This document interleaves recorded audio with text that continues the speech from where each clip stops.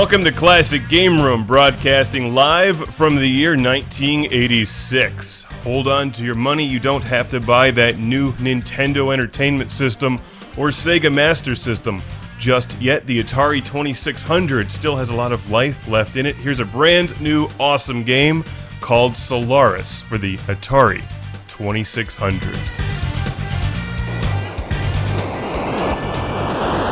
Did you guys hear the new Bon Jovi cassette? It's totally rad. Slippery when wet.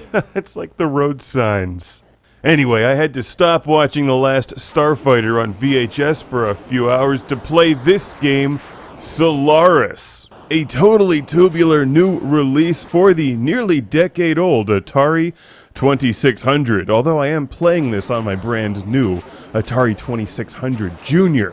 And of course, like a lot of you, I'm saving up my money to buy that new Atari 7800. Although I don't know why a lot of my friends are buying that new Nintendo. It's like $800 and comes with a robot.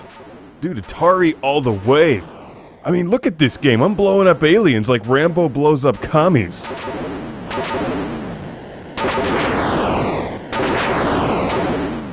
There's a lot of things going on in Solaris. It's like Star Raiders meets Moonsweeper meets the plot from Battlestar Galactica. As your objective is to find the planet Solaris, and your enemies are Xylons. No relation to Cylons, of course, even though they also have flagships which resemble Cylon base stars. You'll be exploring numerous sectors, and there's Federation planets, Xylon planets, wormholes, Cobra fleets, Serpentor, corridors, blockades, and attack groups. This is one of the few Atari games you really need to read the instructions for. But once you start playing it, it's actually very straightforward, simple, and a ton of fun. Like watching Alf after eating a bag of gummy bears. What I'm doing here is running over people while also refueling on a Federation planet so that I can continue my quest for Solaris. And even though we all know the Atari 2600 has a long lifespan ahead of it, this might be considered one of the later releases. By future generations who will either be enslaved by talking apes or living in subway tunnels with telepathic powers and a nuclear weapon. Alright, it looks like I just destroyed one of the Xylon worlds or something for big points. What I'll do now is continue my quest for Solaris. Occasionally, you'll enter a sector where one of your planets is under attack. And if you don't defeat them, I think the entire sector is taken over and then your controls are flipped, which really sucks. Bogus.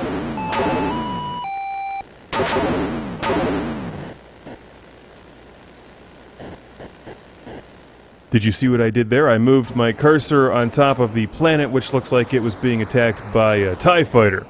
And I don't know about you guys, but man, I am really looking forward to the next Star Wars movie. I'll bet it's the best one yet. It's gonna be amazing. He's got years to write it, and just think how much better the special effects will be in the future, and I hope it even gets a Betamax release.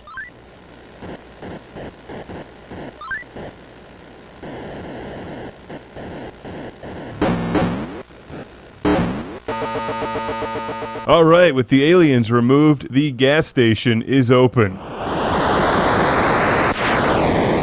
There's so much great stuff in Solaris. It's an incredibly well done game, with a scoring system that gives it a lot of replay value, as well as the adventure component, Finding Solaris.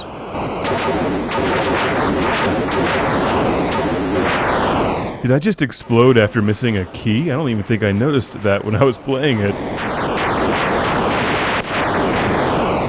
I've got to give a big shout out, thank you, to our friend Ben from Buffalo, New York, who says this is one of his favorite 2600 games. Well, guess what? It's now one of my favorite 2600 games. Solaris is awesome. It looks like I've just entered a sector where the Xylons have taken over and my controls are flipped. Left is right, up is down, hours are seconds. Now, if you'll excuse me, I've got to see if my mom will drive me to the arcade to meet some friends and play Missile Command while pounding sixers of Black Label and listening to Journey. Are you supposed to shoot those guys or run over them? I still have no idea. Well, thanks for watching Classic Game Room on public access television. I'll see you next week as I review Star Trek II on Laserdisc.